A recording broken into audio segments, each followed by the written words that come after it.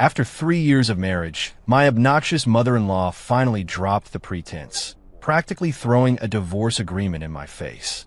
My beautiful CEO wife, Sophia Miller, sat across from us, radiating an Arctic chill.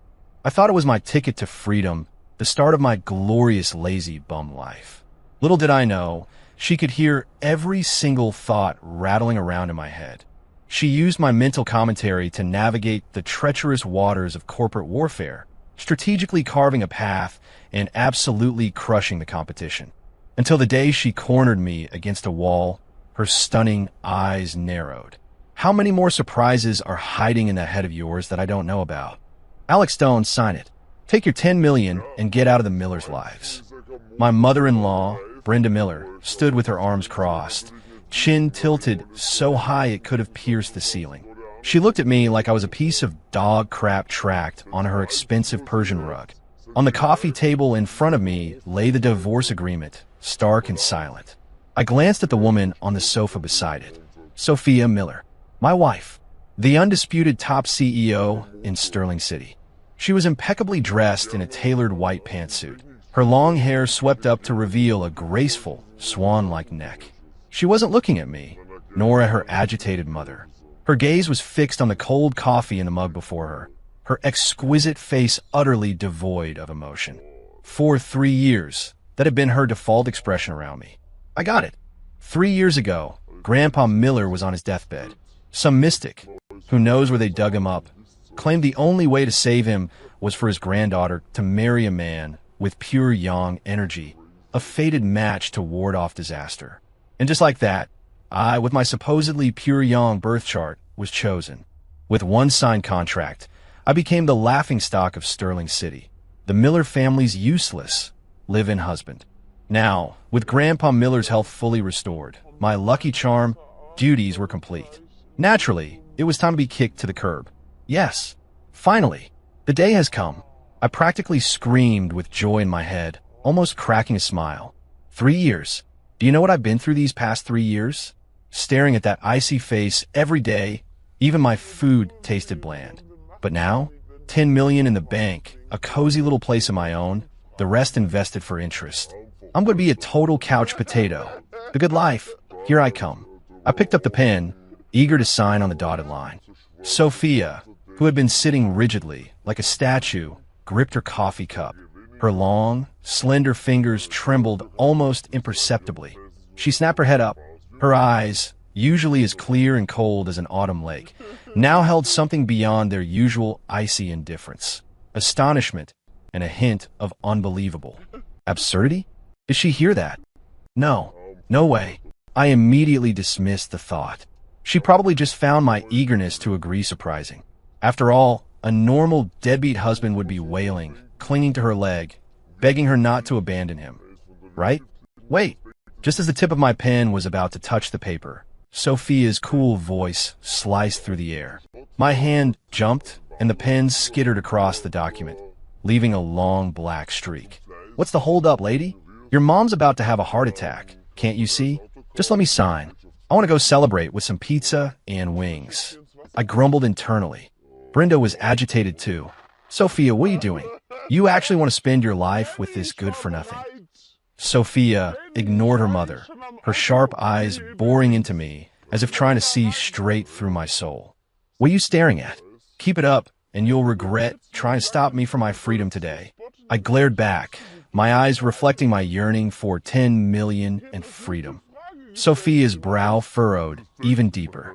She just heard another voice, a man's voice, appearing out of nowhere in her mind. And the content of that voice was wanting pizza and wings to celebrate the divorce. She subtly observed the man in front of her. Alex Stone, still the same shiftless, ordinary guy, yet his eyes held an unfamiliar urgency. I don't agree to this agreement. Sophia spoke each word distinctly, her voice low but carrying an undeniable authority. Me? Brenda? You gotta be kidding me, lady. You're playing with me? 3 years of marriage, and now you pull this? What do you want? My dashing good looks? My amazing skills in bed? You haven't even tried them out? Oh, I get it. Leo Kingston, that simp, must be pressuring you again, and you're using me as a shield. TSK. Poor woman. Can't beat him in the business world, so you sacrifice your nominal husband. Sophia's pupils constricted. Leo Kingston. A buzzing sensation filled her head, like a sudden clap of thunder. Leo Kingston, the heir to Kingston Industries, had been aggressively targeting her company's stock lately, using underhanded tactics. The board was already grumbling, and a few senior members were even pushing her to step down as CEO.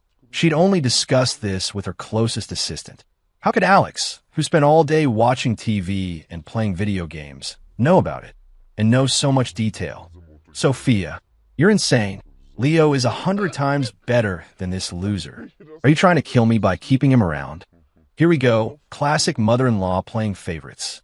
Too bad. If your daughter doesn't listen to me, Kingston Industries will tear Miller Corp apart in 3 days. Then, forget about living in luxury. You and your daughter will be saddled with generations of debt, begging on the streets. I silently mourned for them for 3 seconds. Sophia's heart skipped a beat at the thought echoing in my mind. Tear apart, debt, begging on the streets. Those words hit her like a sledgehammer. She took a deep breath, suppressing the turmoil in her heart, and coldly addressed Brenda. Mom, my business isn't yours to control. This agreement is void. Then she picked up my ticket to freedom, the document I was so eager to sign, and tore into tiny pieces right in front of Brenda and me. The shredded paper fluttered down like a desperate snow. I froze. My lazy bum life. Gone? Sophia Miller. I finally couldn't hold back, shouting her name for the first time. What exactly do you want? Sophia looked at my furious face, then remembered the vibrant, mocking thoughts that had just been in her head. A preposterous, yet daring, idea began to form in her mind. She stood up, looking down at me, a subtle, meaningful curve forming on her lips. Nothing. From today on, you are still my husband, Alex Stone. I was forcibly kept by Sophia. Brenda was so enraged, she nearly exploded on the spot, pointing and yelling at me for a good, while before Sophia's icy glare forced her to retreat. The vast living room was left with just Sophia and me. The atmosphere was so awkward, you could practically cut it with a knife. What the heck is going on? No divorce? What about my 10 million? What about my lazy bum life? Has this woman, Sophia Miller, completely lost her mind? I sat on the sofa, looking utterly miserable. Sophia sat opposite me, gracefully taking a sip of her cold coffee, as if nothing had happened. But inside, a furious storm raged. She was 100% certain now. She could hear Alex's thoughts. This discovery was even more shocking than Leo Kingston targeting her company's stock, especially since Alex's thoughts mentioned Leo's plan and even predicted Miller Corp's crisis. Fine, I'll stay. Free food and shelter. I guess I can make it work. Still, it's a shame about my pizza and wings. Wait, something's not right. According to the original book's plot, I should have been kicked out by now. Why isn't Sophia playing by the rules? Could it be original book's plot? Sophia's hand, holding the cup, tightened again. What original book's plot did? You know something she didn't? Alex. She set down her coffee cup, deciding to probe. What? I replied grumpily. What's your take on Leo Kingston? She asked, seemingly casually. Oh, testing me now, are we? I smirked inwardly. My take? I see him with my eyes, obviously. Just an arrogant idiot who thinks he's hot stuff because his family has a few bucks. This time, he's attacking Miller Corp with some three-wave attack strategy. Sounds intimidating, but it's all smoke and mirrors. First wave, spread negative rumors, drive down stock prices. Second wave, team up with a few minor shareholders to cause trouble on the board, shaking morale. Third wave, wait for the stock to hit rock bottom, then launch a hostile takeover and grab Miller Corp.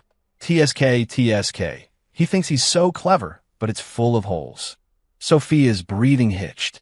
What Alex was saying in his head was exactly the predicament she currently faced. He even clearly stated Leo's ultimate goal, a hostile takeover. These business secrets were tightly guarded by Leo's side. She'd only managed to piece together some clues through various channels. How did Alex, a stay-at-home bum, know all this? Holes? What holes? She blurted out, a hint of urgency she hadn't intended creeping into her voice. Oh, she's actually asking? Trying to get free advice? No way, want to know. Beg me. Call me honey, and maybe, just maybe, if I'm in a good mood, I'll tell you. I crossed my legs and settled into a more comfortable position on the sofa, looking like a smug jerk who wouldn't tell even if begged. Sophia's face darkened.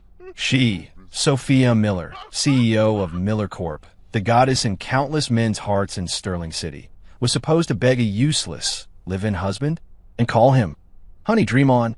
But the company was on the brink, and those old foxes on the board were circling. If Alex really had a solution, between her pride and the company, she hesitated for precisely zero point 0.1 seconds.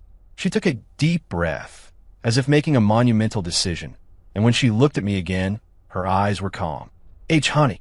She couldn't bring herself to say the full word, the sound barely a whisper, a faint blush creeping up her cheeks. I was resting my eyes and didn't hear a thing. If she doesn't want to say it, fine. It's not my company going bankrupt anyway. Maybe if Kingston Industries takes over, that Leo guy will be happy and give me a bigger severance package. Then I'll have 2 payouts, buy a beachfront villa, and throw bikini parties every day. The image in my mind grew more and more appealing. Sophia's expression, however, grew colder and colder. This jerk, the company was about to go under, and he was dreaming about bikini parties? And he wanted to take Leo Kingston's money. A nameless fury surged within her. She slammed the file she was holding onto the table with a crack, the loud noise startling me. "Open your eyes and look," she pointed at the file, her voice cutting and cold. I sat up, bewildered, and picked up the file. It was Miller Corp's stock chart, a bleak, dying lawn of green. Whoa, that's a brutal drop. Even faster than I expected. Looks like Leo really went all in this time. "Since you know the weakness, speak up," Sophia commanded, her tone brooking no refusal. This woman, playing the bossy CEO card with me now. All right. Since you haven't kicked me out yet, I'll give you a couple of pointers. Leo's 3-wave attack relies on speed. He wants to crush market confidence with a lightning strike. So, to counter him, you only need one word, delay. He spreads negative rumors. You hold a press conference, announce that the company has major positive news about to drop. Don't say what it is, just dangle it. That'll stabilize the stock somewhat. He rallies minor shareholders. You unveil a new, more profitable project to divert the attention of those fair-weather friends. Just hold out for 3 days, and his funds used to attack the stock will dry up. Then, you won't even need to lift a finger. He'll implode on his own. The voice in my head was clear, calm, and logically sound, like a masterful general. Sophia was deeply shaken. Such a simple solution, and not one of her highly paid strategists had thought of it. They'd only focused on how to counterattack, how to hedge, but no one had considered that a mere delay tactic could make Leo defeat himself. This man, she looked at me again, her eyes incredibly complex. Was he really just that useless bum who only knew how to eat and play, or had he been faking it for the past 3 years? But what would he gain by doing that? What specifically do you mean by major positive news and new project? Sophia pressed, hitting the nail on the head. For the major good news, say Miller Corp is about to enter into a strategic partnership with the Rothschild family overseas. That name's big enough, impressive enough, and will give the media plenty to chew on for a while. As for the new project, say you're venturing into the new energy vehicle sector. That concept is red hot right now. Paint a big enough picture, and it'll be enough to send those shareholders into a frenzy. I lazily supplied the answers in my head. Sophia's eyes instantly lit up. That's right, bluff. Paint a rosy picture. Use a vague, promising future to stabilize the precarious present. This was a genius business concept. She immediately picked up her phone and dialed her assistant. "Olivia, prepare a press conference immediately. Say that." She paused, glanced at me, still picking at my toes, looking utterly unconcerned, and then lowered her voice, repeating my internal strategy word for word. Hanging up the phone, she looked at me, a whirlwind of emotions inside. This husband, whom she had despised for 3 years, seemed like a treasure she had completely misunderstood. Or rather, a Pandora's box. And now, she had opened it herself. Sophia's execution was terrifyingly efficient. In less than half an hour, the breaking news that Miller Corp was about to partner with the Rothschild family and venture into new energy vehicles was plastered across the headlines of major financial media outlets. It caused a massive stir. Miller Corp's stock, which had been plummeting into a bleak, dying lawn of green, immediately stopped falling and began a slow climb back up. Countless investors and institutions were buzzing. Holy crap, Miller Corp is about to take off. Partnering with the Rothschild family? Is that for real? New energy vehicles. That's the future. Sophia Miller is amazing. Quick, buy the dip. If I don't make $100 million on this, I'm quitting. Meanwhile, in Kingston Industries' CEO office. Crash. Leo Kingston kicked over his expensive mahogany desk. His handsome face contorted into a demonic mask. Sophia Miller. That B word. Where did she find the Rothschild family? He roared into the phone at his trader. Mr. Kingston, we were caught completely off guard. Market sentiment is incredibly high right now. If we throw more money in, we're just feeding them ammunition. Useless. All of you are useless. Leo was trembling with rage. Investigate. Dig to hell and back if you have to. Find out about this supposed partnership. I don't believe for a second that Sophia Miller could connect with someone that powerful. I knew none of this. I was lounging on the soft bed, contemplating my shattered, lazy bum dream. Ugh, tough break. The duck almost flew right into my mouth. Sophia Miller, that woman, is getting harder and harder to figure out. But I have to say, watching her follow my lead just now was kind of hot. That tight little face, that hushed voice, like she was in a spy movie. Just as I was lost in thought, the bedroom door opened. Sophia walked in, carrying a cup of warm milk. She had changed out of her sharp business suit into a silk robe, her long hair casually draped around her shoulders. She looked less like a cold CEO and more like a languid homemaker. Under the soft light, her skin seemed to glow, and her delicate collarbones were subtly visible. I couldn't help but stare. Gulp. Gotta admit, this woman is a solid 98. Can't give her more, might make her conceited. Sophia heard my thought, paused in her step, and a flicker of awkwardness crossed her face. She placed the milk on my nightstand, her voice still cool. Drink it. Get some sleep. Whoa, the sun must be rising in the west. Bringing me milk? Is she trying to poison me? I eyed the milk suspiciously. A vein throbbed on Sophia's temple. This jerk. What kind of nonsense is he thinking? Thank you for what you did for the company. She paused, then decided to speak. No matter what, if it hadn't been for Alex today, Miller Corp's situation would have been extremely dangerous. Thank me for what? I didn't do anything. I feigned ignorance. I didn't want her to know I was aware of everything, or how could I keep living my lazy bum life? Yeah, exactly. Deny everything. I absolutely can't let her think I'm some business genius, or else she'll come to me for every little thing at the company. How am I supposed to chill out then? Sophia. She had an intense urge to crack open my skull and see what was inside. He was the one who came up with the idea that saved the company, yet he was acting like he wanted nothing to do with it. Did he really want to be a complete waste of space? Whether you admit it or not, I owe you for this. Sophia gave me a deep look. Don't worry. As long as I'm CEO of Miller Corp, no one will kick you out of this house. Ooh, is this my get-out-of-jail-free card? All right, this isn't a bad deal at all. I traded a vague idea for a long-term meal ticket. Solid. I was ecstatic inside, but my face remained impassive. I even yawned, giving her a "you're annoying, I want to sleep" look. Sophia was thoroughly annoyed by my uncooperative attitude, but couldn't lash out. She realized that ever since she could hear my thoughts, her vaunted composure and self-control were crumbling at a visible rate. You, get some rest. She left those words hanging, turned, and walked away, a hint of frustration in her retreating figure. Watching her leave, I picked up the milk and chugged it. Sweet.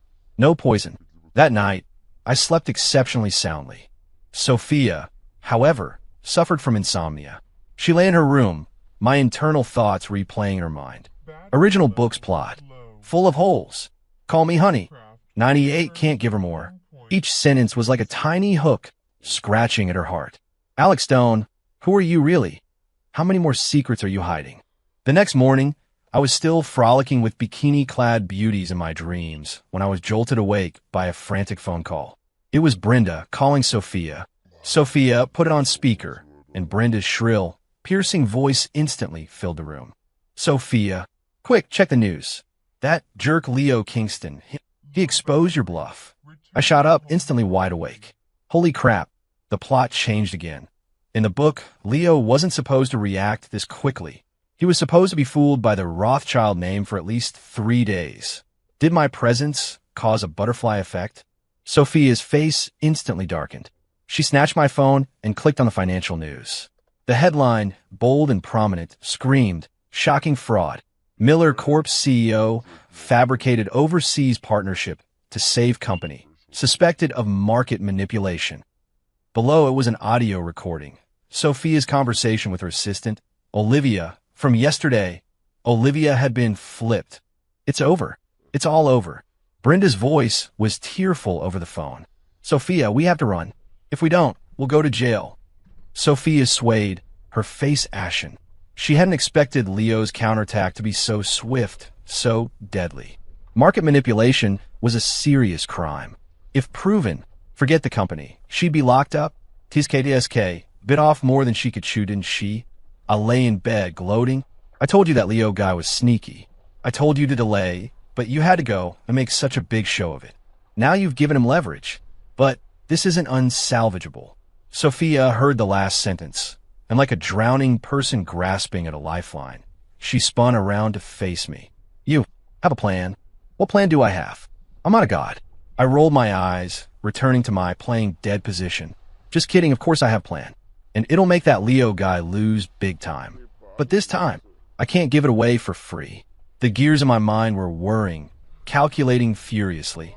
Sophia glared at my unperturbed expression, her teeth gritted. What time was it? And he was still playing games. "Alex." She marched to the bed and yanked off my blanket. "Are you going to tell me or not?" The silk blanket slid off, instantly exposing my toned, muscular torso. Despite 3 years of being a couch potato, this physique was something I'd earned through hardcore workouts before my transmigration. Sophia's gaze swept over my abs, and her cheeks flushed instantly. Her eyes darted away. "Oh, blushing now, are we? My charm has conquered her, hasn't it?" I proudly puffed out my chest. Sophia heard my shameless thoughts, mortified and infuriated. She wanted to crawl into a hole and disappear. She forced her eyes away, but her voice unconsciously softened a little. You should put some clothes on first." "Nope," I whined playfully, "unless you agree to a condition." "What condition?" Sophia frowned. "Agree first, then I'll tell you." "Haha, my condition is simple. Once this is all over, the divorce agreement is still on, and I get my 10 million, not a cent less. Plus, a swanky penthouse downtown. Not too much to ask, right?" Sophia froze when she heard my condition. She'd expected me to ask for the moon, company shares, or even more money. But he only wanted to leave, always. And a penthouse. For some reason, an inexplicable sense of loss and irritation welled up inside her. "Fine, I agree." She practically gritted out the words. "You said it. No backing out." I immediately sprang out of bed, terrified she'd change her mind. Plan successful. 10 million in a penthouse. My lazy bum life. Here I come again. I thought excitedly, completely oblivious to Sophia's increasingly dark expression. "Now can you tell me?" she asked coldly. "Of course, my dear wife." My mood was excellent. I gave her a rare, cheerful smile. Sophia's heart skipped a beat at my dear wife, but the frost on her face deepened. Calling me wife now, but just wants to run off with the money. Men, they're all the same. She silently cursed, yet couldn't help but perk her ears, listening for my brilliant plan. It's simple. I walked to the window, watching the frantic reporters gather downstairs, a cold smirk playing on my lips. Leo Kingston claims we fabricated the partnership, and his evidence is Olivia's recording, right? Sophia nodded. What if the Rothschild family actually sent someone? Sophia's eyes widened. You mean exactly what you're thinking.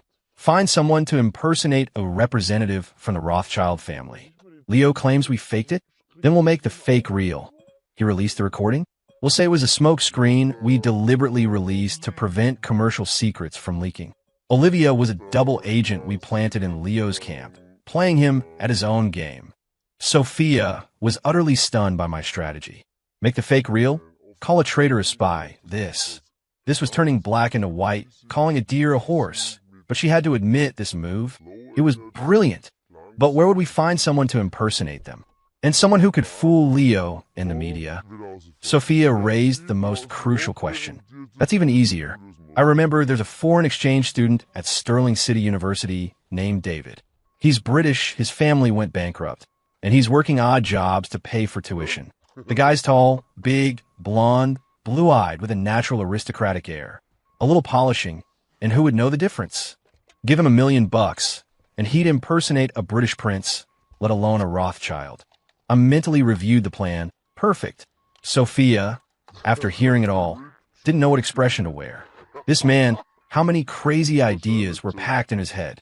He even knew about a foreign exchange student deep in debt. What had he been doing these past 3 years? All right, we'll do as you say. Sophia made an immediate decision and called to arrange it. An hour later, outside Miller Corp's building at the press conference, facing countless reporters and their cameras, Sophia, in a black gown, was perfectly poised. Regarding Kingston Industries' slander against my company, I have only one response. She paused, her gaze sweeping across the room. Then her red lips parted. Mr. Leo Kingston, you thought you were on the 5th floor. In reality, you were on the 1st floor, and I was waiting for you in the 18th circle of hell. No sooner had she spoken than a stretched Rolls-Royce Phantom, escorted by a dozen black Mercedes, slowly pulled up to the press conference. The car door opened, and a blond man in a perfectly tailored suit, white gloves, and a refined demeanor stepped out, surrounded by bodyguards. He walked directly to Sophia, removed his hat, and bowed in a perfectly aristocratic manner. Good day, beautiful Ms. Miller. I am David Rothschild, sent by my family to discuss further cooperation. The entire crowd fell silent. All the reporters went wild. Shutters clicked incessantly. Leo Kingston sat in his office, watching the live feed, the face on the screen resembling a Hollywood star and a genuinely expensive Rolls-Royce. He spat a mouthful of old blood onto his monitor. No, impossible. This is absolutely impossible. Meanwhile, I was comfortably lounging on the sofa in Sophia's office, watching everything downstairs via monitor. Good acting. Money well spent. Next, it'll be Leo's shareholders causing trouble. He diverted a huge amount of company funds to attack a rival, only to end up boosting them instead. Now, even his dad won't be able to save him.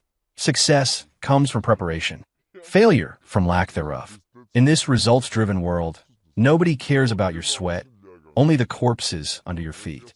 I stretched, as if I could already see Leo's tragic end. Leo's downfall came even faster and more tragically than I expected. The appearance of the Rothschild family representative was like a shot of adrenaline, sending Miller Corp stocks soaring and hitting the daily limit. Kingston Industries, on the other hand, due to hostile attacks, spreading rumors, and the scandal of embezzling funds exposed by internal shareholders, saw its stock plummet. In just half a day, its market value evaporated by nearly $10 billion. Leo's father, Walter Kingston, suffered a heart attack on the spot from rage and was rushed to the hospital. Leo himself was unanimously stripped of all his positions by the board, becoming a pariah. The entire Sterling City business world was rocked by this astonishing turnaround. Sophia Miller's name became a legend overnight. People said CEO Miller was brilliant, planning 1,000 miles ahead, using a dazzling commercial counter-espionage scheme to crush the arrogant Leo Kingston. Only Sophia herself knew that the true director was the man currently sprawled on her office sofa, giggling at a short video. She looked at me, her eyes incredibly complex. This man was like a bottomless whirlpool, making her curious, captivated, and also a little dangerous. Ha ha ha, this dumb video is so funny. Ugh, Leo fell so fast. What a buzzkill. I wanted to watch a few more good shows. What's next? Oh, right. Demand my penthouse and $10 million from Sophia, then retire in glory. Sophia heard my thoughts, and the curve of her lips instantly vanished, replaced by an icy coldness. Divorce again. Money again. Did this man have anything else in his head besides these things? Did she, in his eyes, just exist as a tool to be exchanged for property and cash at any moment? An indescribable anger, mixed with a hint of grievance she hadn't even realized, welled up in her heart. Alex. She walked up to me, looking down. What? I looked up. meeting her eyes that seemed to spit fire. Whoa, those eyes are intense. What? You won the battle and want to share the joy with me? Come on, smile for your man. Smile. Sophia scoffed. Alex, do you actually think your petty little tricks are impressive? I blinked. What's going on? Kicking me to the curb after I helped? No way. Is this woman that petty? I'm warning you. Don't think that helping me once means you can do whatever you want. Sophia's voice was chilling, while Leo is down. The Kingston family's roots in Sterling City are still deep. His father, Walter Kingston, is no pushover. You've put me in the spotlight, and the troubles that follow will be endless. Who are you trying to scare? Walter Kingston? Just an old, cunning fox. His son is down, his company is in chaos, and he's in the hospital himself. He doesn't have time to come after us. What he needs to do now is find a scapegoat and stabilize morale. And the best scapegoat is his incompetent son, Leo. I bet within 24 hours, Walter Kingston will contact you himself.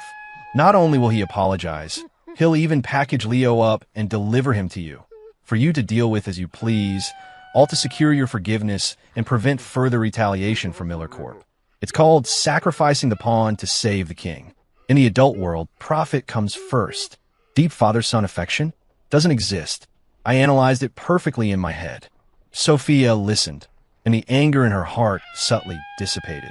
It was replaced by a deep sense of powerlessness.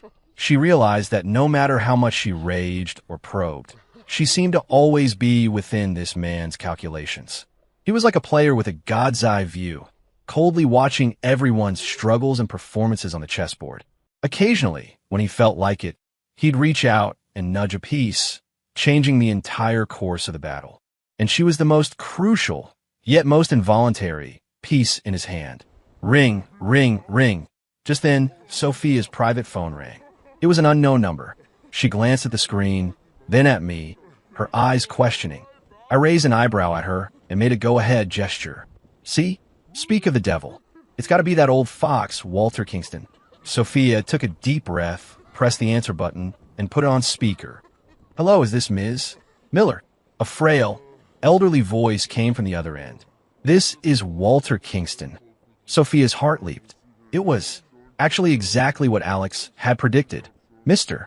Kingston, what can I do for you? Sophia quickly composed herself, her voice returning to its icy tone. No advice, I assure you. Walter Kingston's demeanor was extremely humble. Ms. Miller, my son is incompetent. He offended you. It is my fault for not raising him better. I apologize here. Mr. Kingston, you're too kind. Business is like war. Everyone fights with their own abilities. Ms. Miller, you are too generous.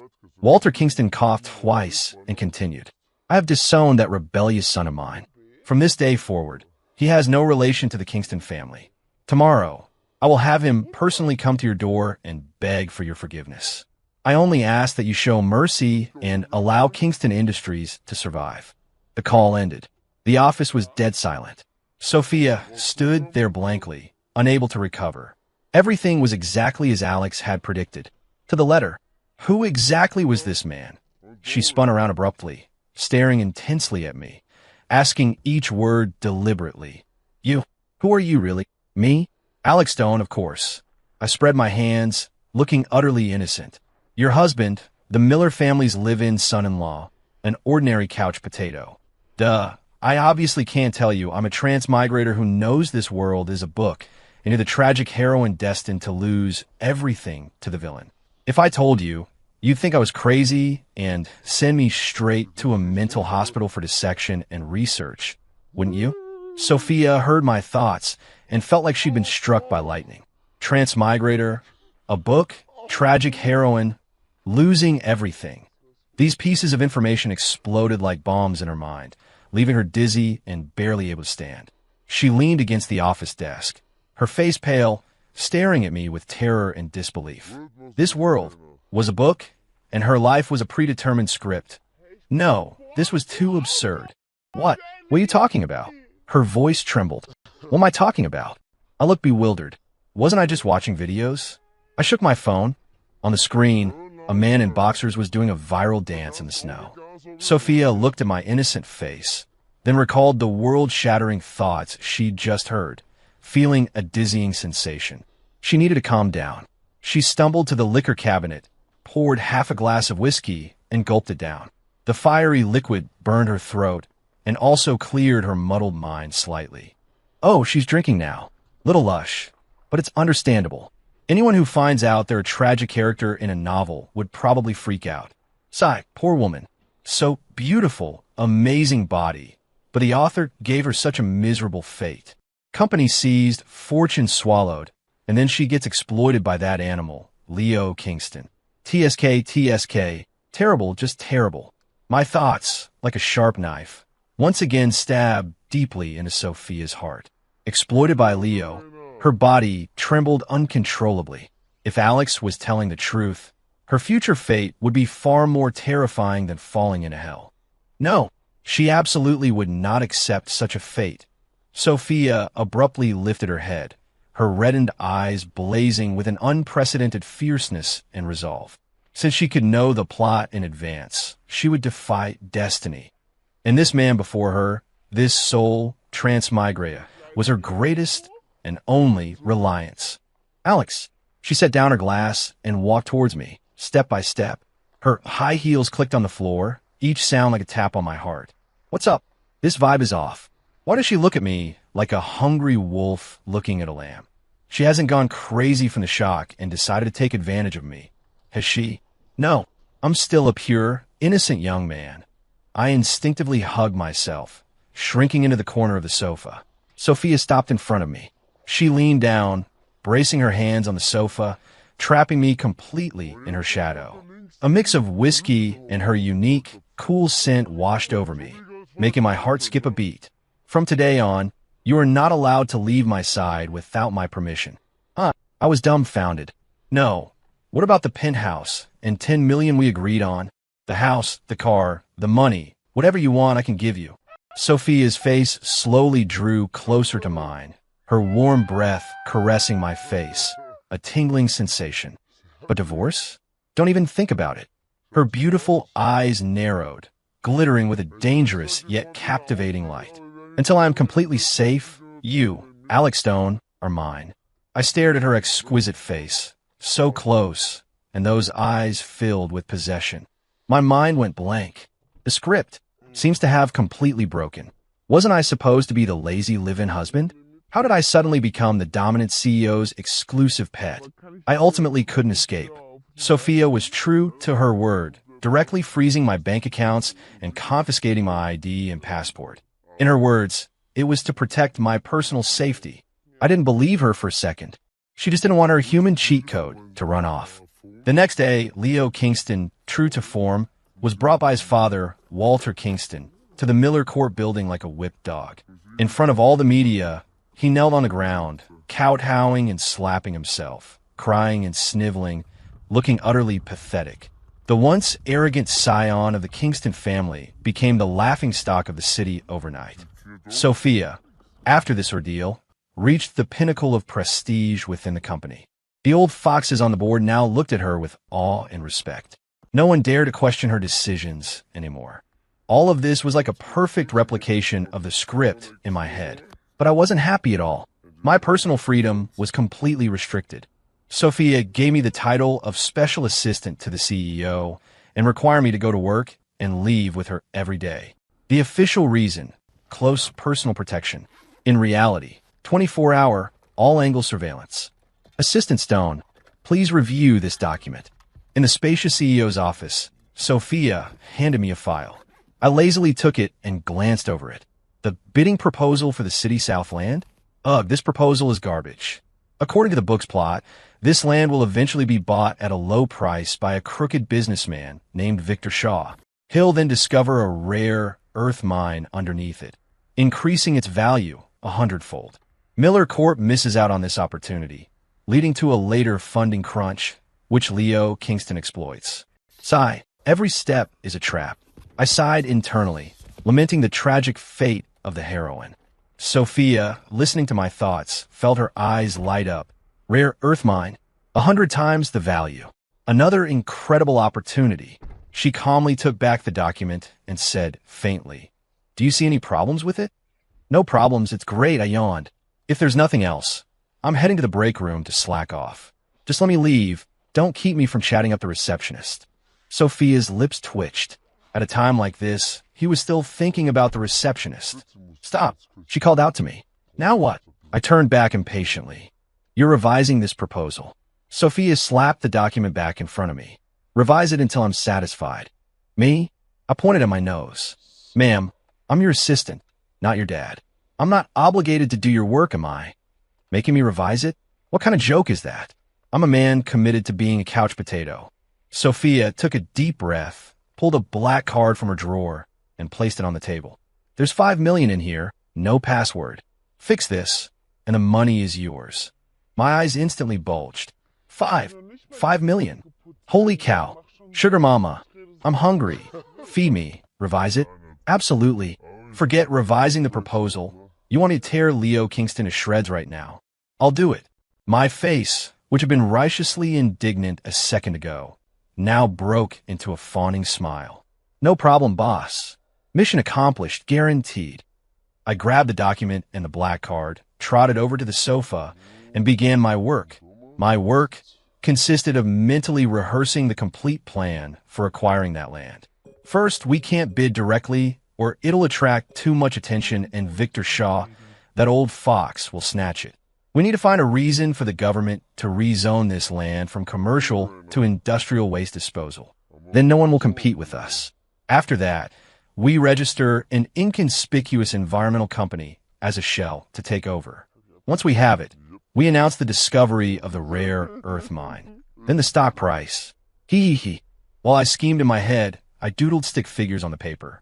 Sophia, meanwhile, was diligently listening to my mental teachings, rapidly jotting down every key step in her notebook. One pretended to work diligently. The other pretended to read reports carefully. They collaborated seamlessly. If an outsider had seen this scene, they would have been flabbergasted. Who would have thought that the formidable, ice-cold CEO was making critical decisions by eavesdropping on a useless, live-in husband's thoughts? Boss, I'm done. In less than 10 minutes. I handed Sophia the A4 paper covered in stick figures. Sophia took it, nodding sagely. Good, very insightful. You can have this $5 million. Thank you, boss. You're so generous. You're like a second parent to me, boss. I held the black card, so excited I almost bowed down to her. $5 million. That's how many pizzas and wings? How many bikinis? No, how many school bags for kids in poor areas? I, Alex Stone, am truly a good, conscientious young man. Sophia listened to my incoherent thoughts, both amused and annoyed. This man, with a mind capable of disrupting the entire business world, only wanted to use his talents to fund a lazy life. It was truly baffling, but it was precisely this lack of ambition that gave her a strange sense of reassurance. A man without ambition, at least, wouldn't stab her in the back. There's a charity auction tonight. You're coming with me. Sophia put away the proposal and told me. Over time, my face instantly fell. Go, and I'll give you another $1 million for spending money. Boss, what time are we leaving? Do you need me to iron your evening gown in advance? The charity auction was held in the ballroom on the top floor of Sterling City's most exclusive 5-star hotel. Everyone there was wealthy and influential, prominent figures in Sterling City's high society. I was dressed in a custom-tailored suit Sophia had prepared for me, looking like a kept man on the arm of a rich woman. TSK, this place. Even the air smells like money. Look at that chandelier, Swarovski, right? Must be millions. And that carpet, hand-knotted Persian, I'm scared to step on it and ruin it. The evils of capitalism, corrupting my pure soul. I grumbled internally while sipping champagne, my eyes darting everywhere. The moment Sophia appeared, she became the center of attention. Tonight, she wore a black backless evening gown, elegant, refined, and subtly deadly. Countless men cast looks of admiration and greed her way. Ms. Miller, long time no see. You look more radiant than ever. A portly middle-aged man approached with a drink, his eyes fixed on Sophia's chest. Here we go, greasy supporting character, Mr. Evans. Real estate mogul, notorious pervert. According to the plot, he's about to make a move on Sophia, and then I, the heroic protector, will step in and put him in his place. Ugh, such a tired plot. Can't we get something fresh? Sophia heard my thoughts, frowned, and subtly stepped back, avoiding Mr. Evans's wandering hand. Mr. Evans, please compose yourself. Her voice was ice cold. Mr. Evans's hand froze midair, his face somewhat displeased. He usually got away with anything, even sleeping with celebrities, but today Sophia had rebuffed him. His gaze shifted to me, filled with disdain and contempt. And this is Ms. Miller's new bodyguard? Doesn't look very strong. He's my husband, Alex Stone, Sophia introduced coolly. Husband, Mr. Evans paused, then burst into exaggerated laughter. Ha ha ha ha ha. Ms. Miller, you're joking. Everyone knows your live-in husband is a useless gold digger. Why would you bring him to an event like this? His laughter drew many curious glances. Those people looked at me, their eyes filled with ridicule and mockery. So that's the Miller family's live-in husband. He's not bad-looking, but too bad he's a mooch. Yeah, if I were Ms. Miller, I'd have kicked him out long ago. Look at him, so timid. He's an embarrassment to men. The whispers from all directions pricked at my ears like needles. But I maintained a faint smile on my face, as if they weren't talking about me at all. Go ahead and insult me. The more you look down on me now, the sweeter it'll be when I humble you later. It's about perspective, you know? When a bunch of idiots are laughing at you, you're already planning how to wipe that smirk off their faces. Sophia heard my arrogant thoughts, then looked at my serene expression, and suddenly felt a strange sensation. This man, he really was different from others. His inner strength was terrifying. Mr. Evans, Sophia's voice turned cold. It's not your place to judge what kind of person my husband is. Mind your own business, or I won't hesitate to let your Evans Properties stock experience the sensation of freefall. Sophia's words were a clear threat. Mr. Evans's laughter stopped abruptly, and his face instantly turned purple. As arrogant as he was, he wouldn't dare challenge the formidable Sophia Miller head on now. We'll see about that. He dropped a menacing remark and slinked away. The small commotion died down. Puffed. He backed down that easily. Lame. I pouted, continuing my food hunting tour. The auction soon began. The first few items were famous paintings, antique jewelry, drawing bids from many. Sophia wasn't interested in any of these. She sat quietly until the host presented a seemingly unremarkable rock. Ladies and gentlemen, the next item for auction is a natural meteorite from the Sierra Nevada mountains. Starting bid, $100,000. The rock was dull black and ordinary looking, clearly not worth much. A ripple of boos spread through the crowd. What is this junk? They're auctioning this? 100,000? I wouldn't pay $10. It's here. The real treasure is here. My spirits instantly soared. This is the rock, the heart of the Sierras. In the book, this thing was dismissed as a worthless rock and went unsold. Later, an old Taoist master who knew his stuff snagged it. He discovered it contained immense spiritual energy, a treasure for cultivation. It could cleanse one's meridians and prolong life. This is the real deal, way better than any rare earth mine. Sophia's heart also pounded with my thoughts. Spiritual energy? Cultivation? Cleansing meridians? These words, only found in novels, made her feel like her worldview had been shattered once again.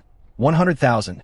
Just as everyone was ignoring it and the host awkwardly prepared to announce it unsold, I lazily raised my paddle.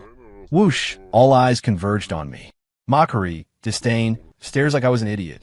Is that bum crazy? Spending 100,000 on a worthless rock. He's just foolishly rich.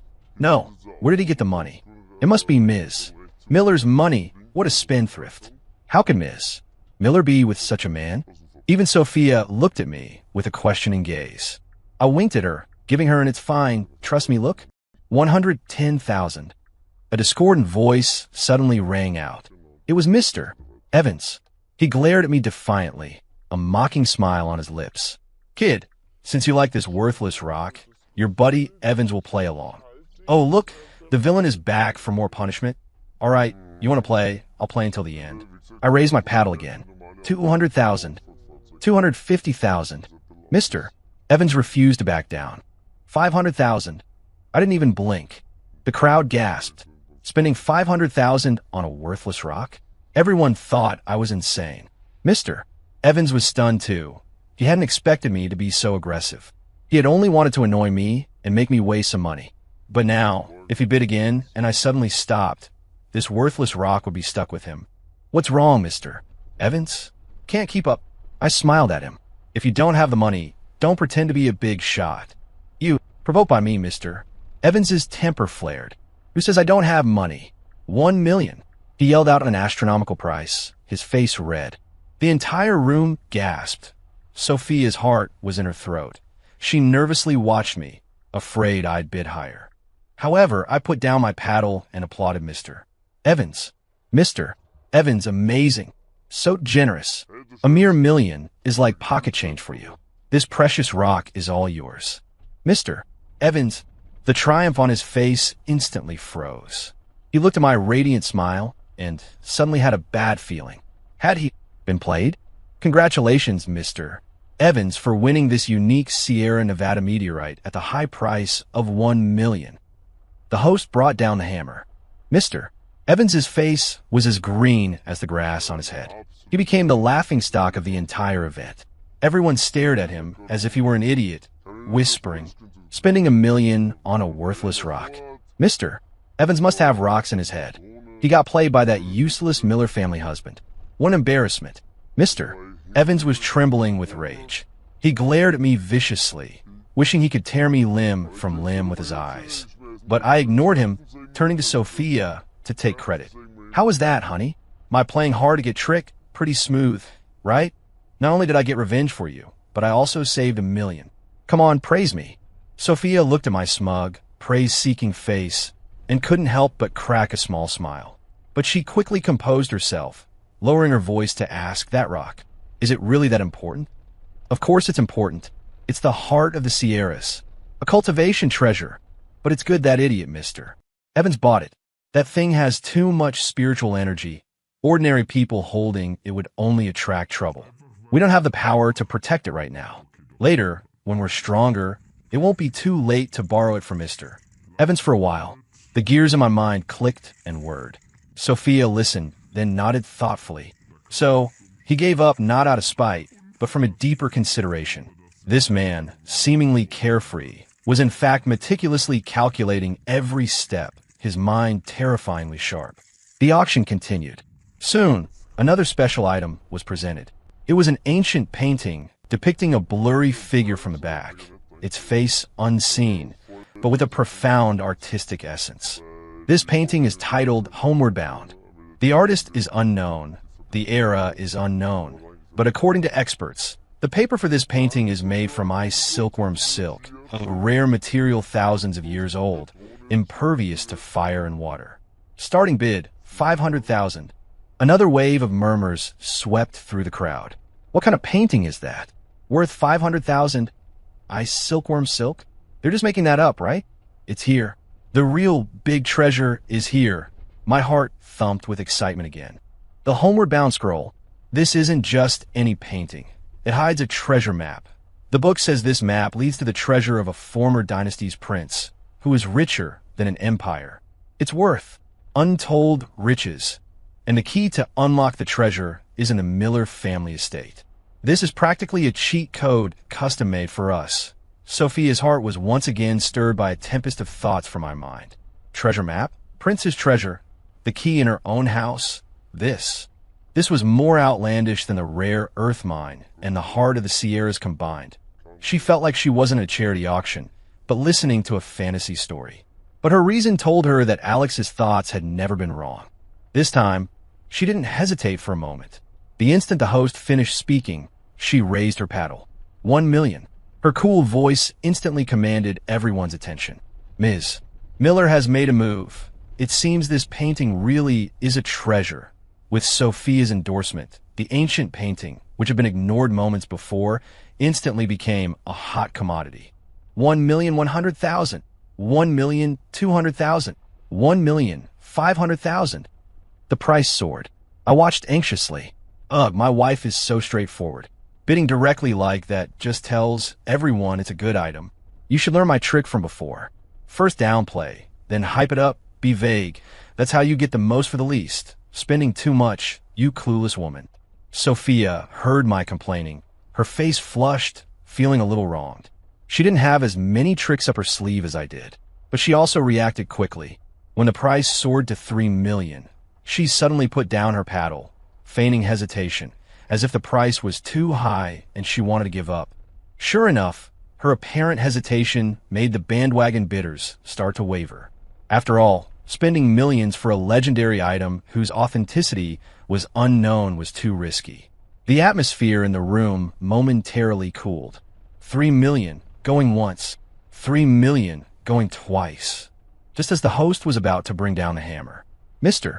Evans's sarcastic voice rang out again. Ms. Miller, why aren't you bidding? Weren't you determined just a moment ago? He had just spent $1 million on the rock and was full of pent-up anger. Seeing Sophia's predicament, he naturally wanted to rub it in. I suggest you don't bother. Don't end up like some people paying a fortune for junk, he said pointedly. Sophia merely glanced at him coolly, saying nothing. This idiot, come and help again. Honey, ignore him, keep acting. Let him think you're just out of money and trying to hold on. I cheered Sophia on in my mind. Sophia understood, deliberately sighed, and put on a financially strapped expression. Mr. Evans, seeing this, became even more smug. Ms. Miller, if you really like it, why don't you beg me? Maybe if I'm happy, I'll buy it for you. He thought he had Sophia cornered and started to run his mouth. Just then, I suddenly stood up, pointed at Mr. Evans, and said with a righteous indignation on my face, Mr. Evans, don't go too far. A man can be killed, but not insulted. So what if you have a few stinking bucks? It's nothing special. Today, this painting, the Miller family is taking it. I bid $5 million. I excitedly shouted out a price that stunned the entire room. Then, as if all my strength had been drained, I flopped back into my chair, panting heavily. I even turned to Sophia beside me and said, Don't worry, honey, even if it bankrupts us, I'll get it for you. This is my love for you. Sophia. She fought back a smile, cooperatively putting on a touched and distressed expression, even squeezing out a few crystal tears. Honey, our heartfelt performance utterly baffled everyone in the room, especially Mr. Evans. He saw our charging for love stance and completely believed that this painting was just an ordinary one, and Sophia and I were purely having a bidding war out of spite. Lunatics. Both of them. He sneered, no longer bidding. $5 million sold. With the fall of the hammer, the treasure map was ours. I made a triumphant fist pump in my head. Perfect. Use Mr. Evans's $5 million to buy a priceless treasure. I give myself 101 points for this move. An extra point just because I'm awesome. And Sophia, looking at my face that practically screamed, praise me, finally couldn't help but let out a soft laugh. That laugh, like melting ice and blooming flowers, seemed to brighten the entire ballroom. I stared mesmerized. After the auction, Sophia and I became the center of attention, but it was in a foolishly rich kind of way. I never thought Miss Miller, such a shrewd woman, would spend $5 million on a worthless painting for her useless husband. What means to be blinded by love? I've seen it today. The Miller family's live-in husband, enraged for his beautiful wife, splurges $5 million. Tomorrow's headlines are set. Listening to the surrounding chatter, I didn't care at all. In fact, I almost wanted to laugh. Mortals, you simply don't understand the value of this painting. Sophia had also reverted to her Ice Queen CEO persona, ignoring all the gossip. We left the hotel with the painting under the complex gazes of the crowd. Back in the car, Sophia couldn't hold back any longer. She handed me the painting and urged, Quick, where's the treasure map? Why so eager? I grumbled but took the painting. I pretended to examine it for a long time, then pointed to an inconspicuous accessory on the back of the figure's waist. The secret should be here. I reached out and pressed lightly on the accessory. With a soft click, the scroll of the painting popped open to reveal a hidden compartment. Inside, a yellowed parchment scroll lay quietly. Sophia's breathing instantly hitched. She carefully took out the parchment and slowly unfurled it. It showed complex mountains and rivers, and some unreadable symbols, finally pointing to a location marked with cinnabar. This is the treasure map. Sophia's voice trembled. What else would it be? I raised an eyebrow smugly. Now, do you believe me? Sophia didn't answer, just looked at me with an incredibly complex gaze. A mix of shock, curiosity, scrutiny, and a hint of dependence she hadn't even realized. Then, the key, she pressed.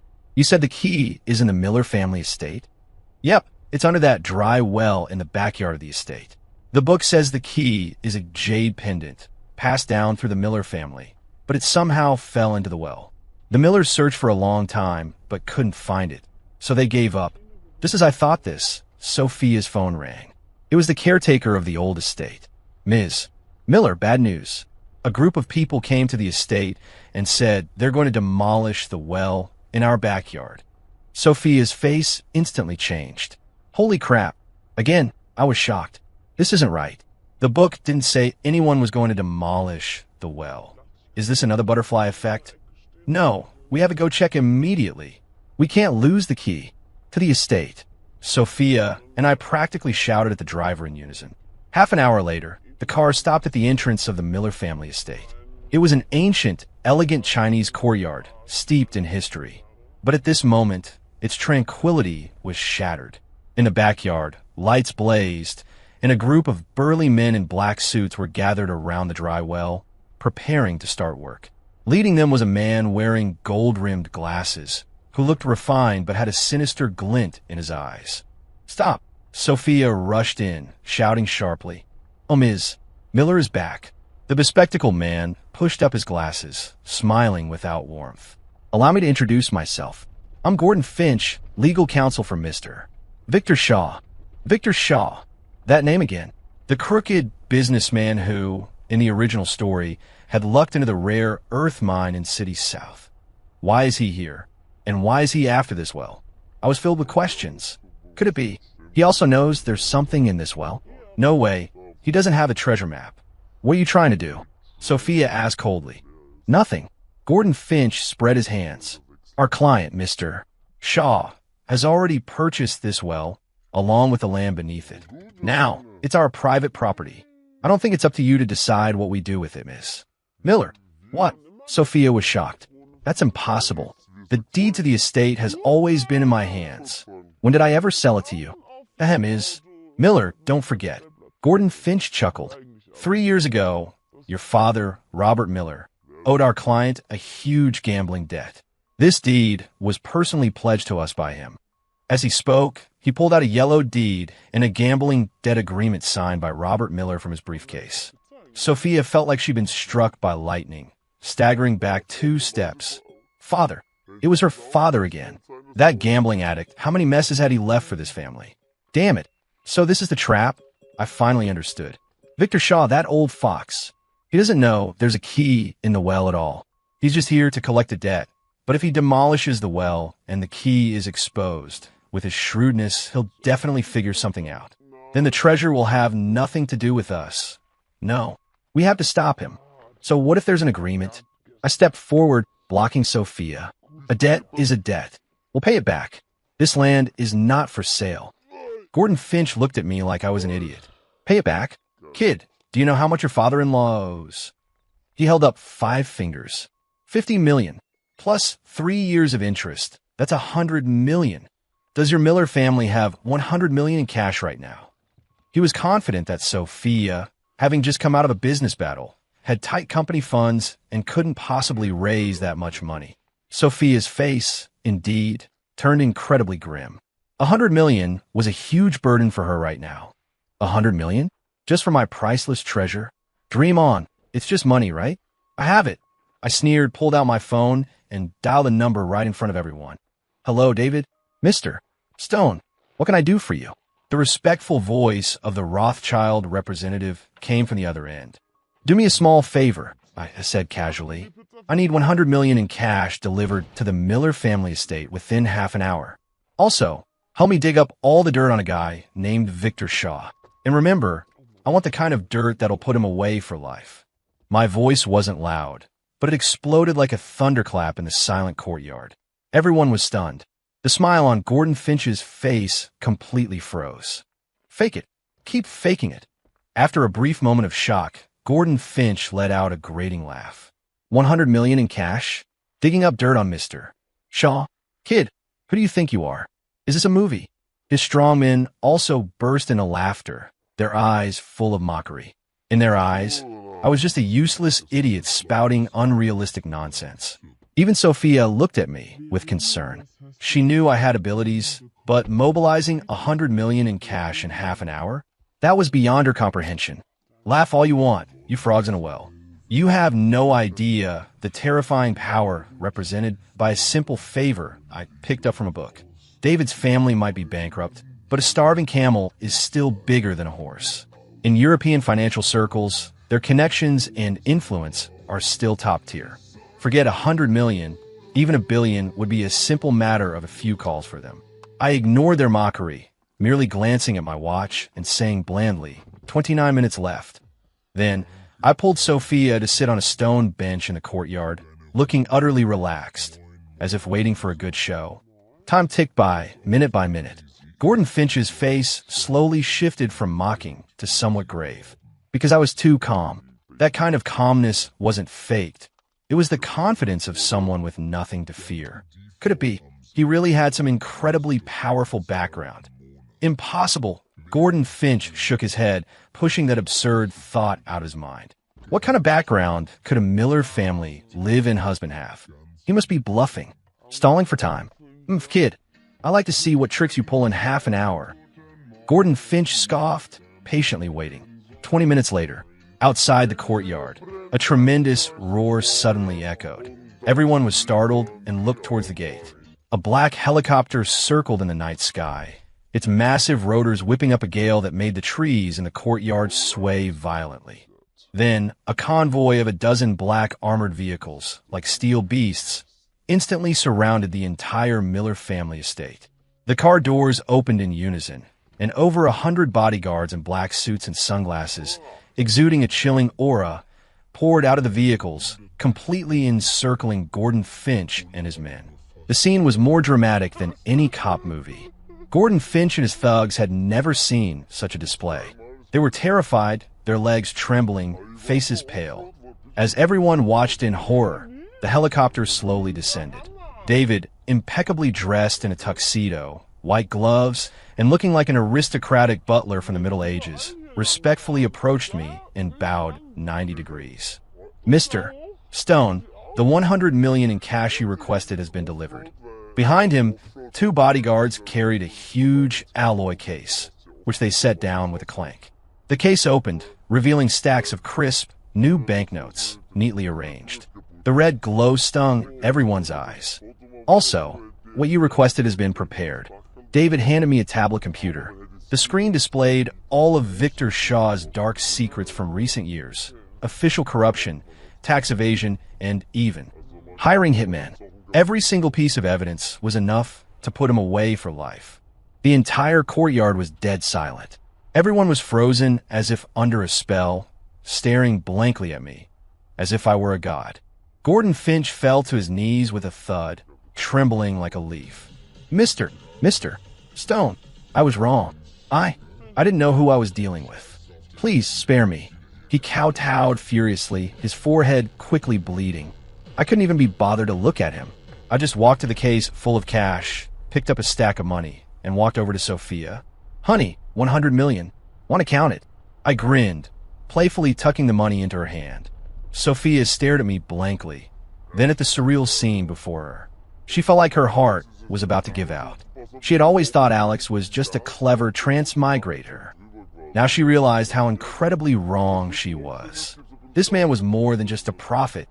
He wielded a terrifying power capable of overturning all of Sterling City, and perhaps even higher echelons of society. Ugh, I really didn't want to make such a grand entrance. But there's always some idiot asking for a beatdown. My lazy bum life, it seems to be getting further and further away.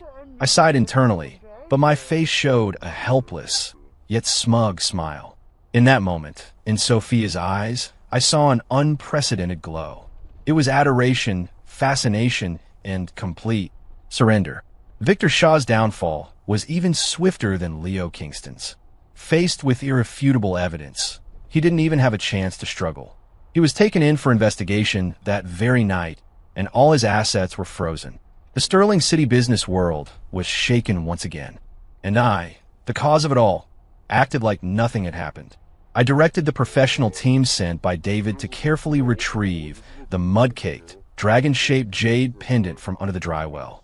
The jade felt warm and smooth to the touch, with a subtle shimmer, clearly not an ordinary item. Done. Mission accomplished.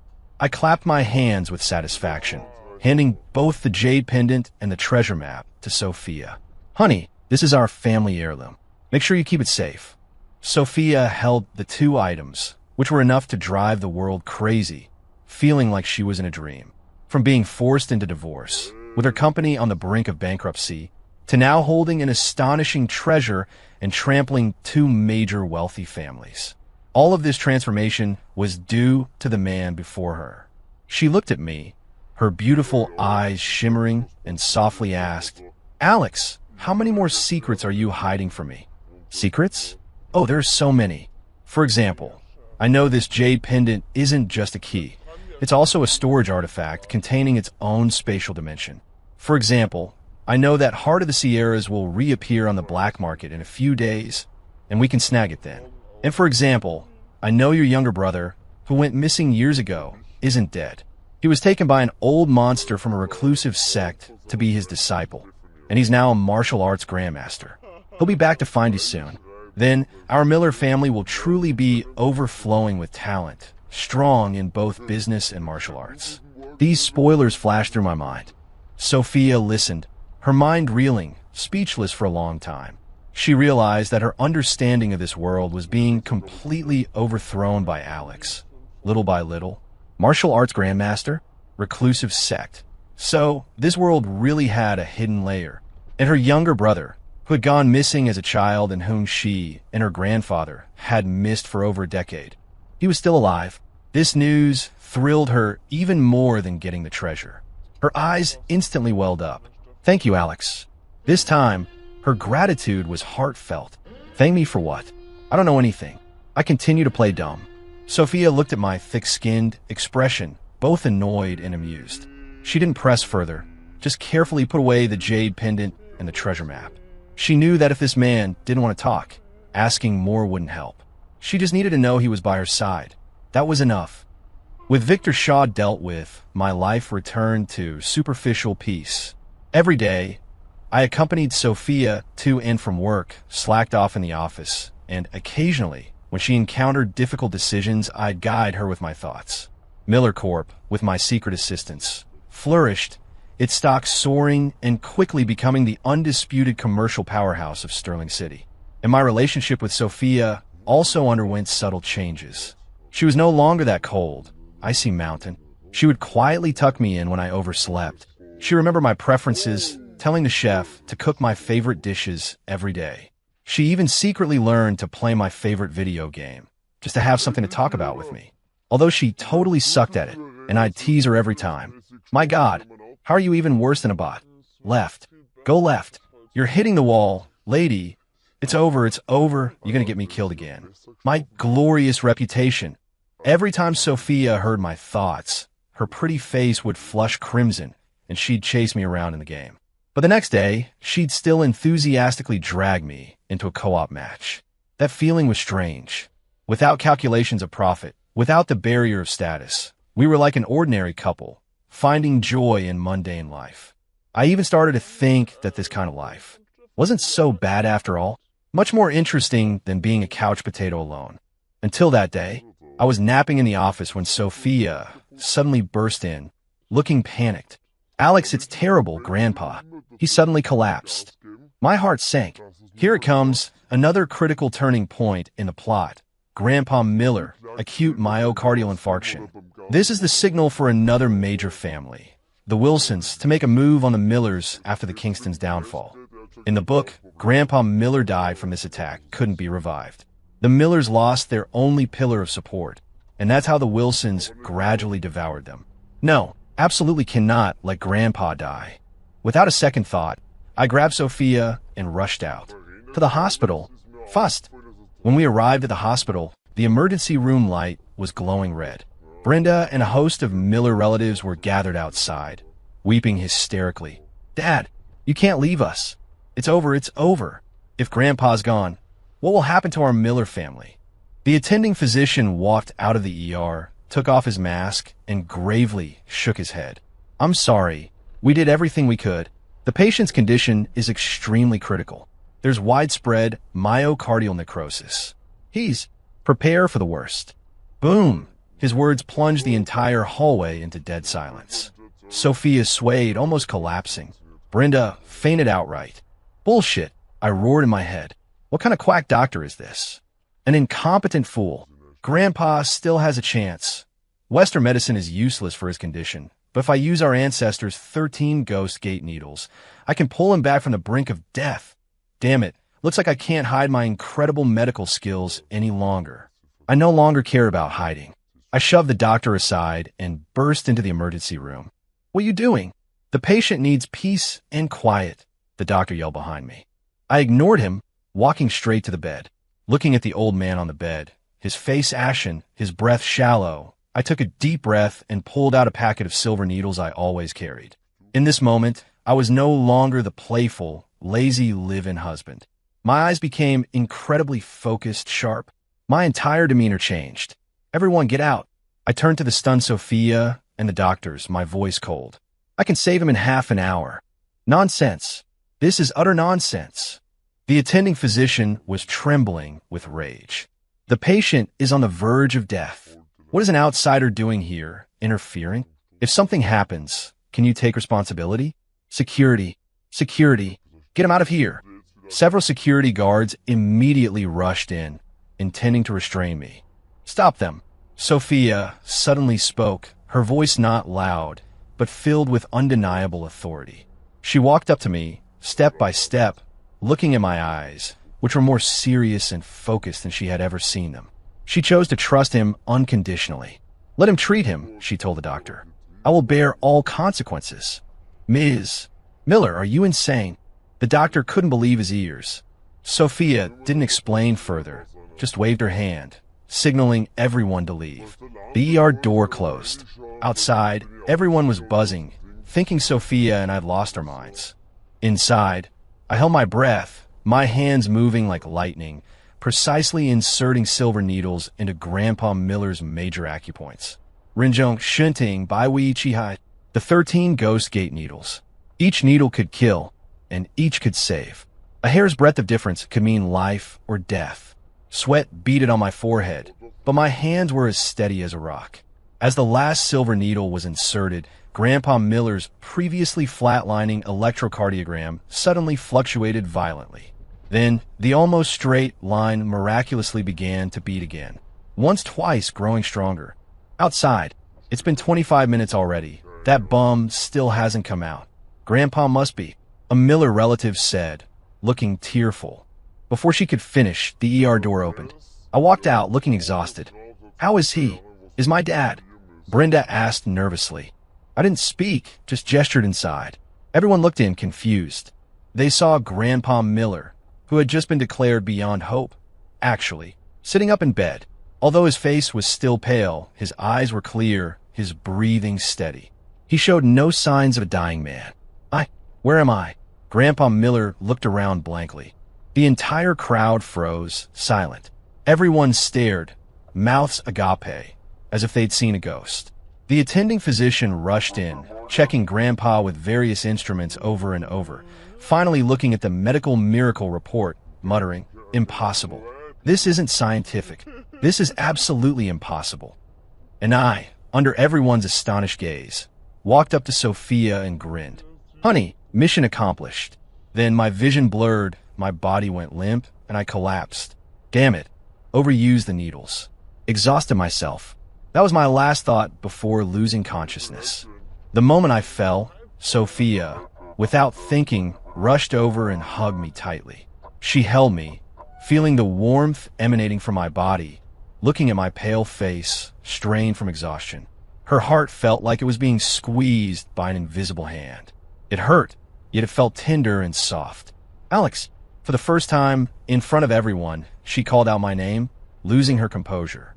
Her voice carried a deep concern and affection that she hadn't even realized. In that moment, she finally understood. Somewhere along the way, this man had become an indispensable part of her life. He was her armor and her vulnerability. When I woke up, I found myself in a VIP hospital room. Sophia was asleep, slumped beside my bed. Tears still clung to her long eyelashes, making her look utterly vulnerable.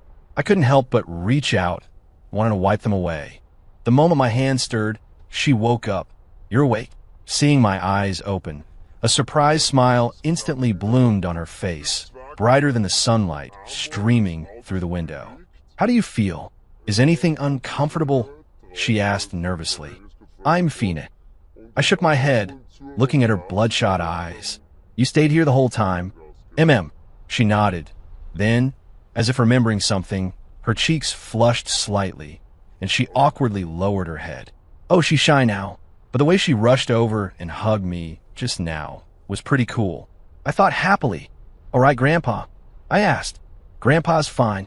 He's resting in a room next door." "He wants to see you." "See me?" I blinked. Didn't he always look down on me? His useless grandson-in-law? Of course. He almost died, and I, his useless grandson-in-law, saved him. Anyone would be stunned. He probably wants to thank me in person and reintroduce himself to me, his hidden big-shot son-in-law. "Alex." Sophia suddenly looked at me very seriously. "This time, thank you." Here we go again. I pouted. I said we're husband and wife. No need for thanks. "No. I'm not thanking you for saving Grandpa." Sophia shook her head, her eyes burning with an intense heat, as if trying to melt me. "I want to thank you for appearing in my life. Without you, I can't imagine what I would be like right now." So, she took a deep breath, as if making a monumental decision. She suddenly leaned in, and to my astonishment, kissed my lips. Soft, sweet, with a hint of trembling. My mind buzzed, completely frozen. I just got kissed. This plot point wasn't in the book. After a long moment, our lips parted. Sophia's face was as red as a ripe apple. She looked at me, her beautiful eyes narrowed, glittering with a hint of slyness and possessiveness. How many more surprises are hiding in that head of yours that I don't know about? From today on, I'm going to dig them all out, little by little. End.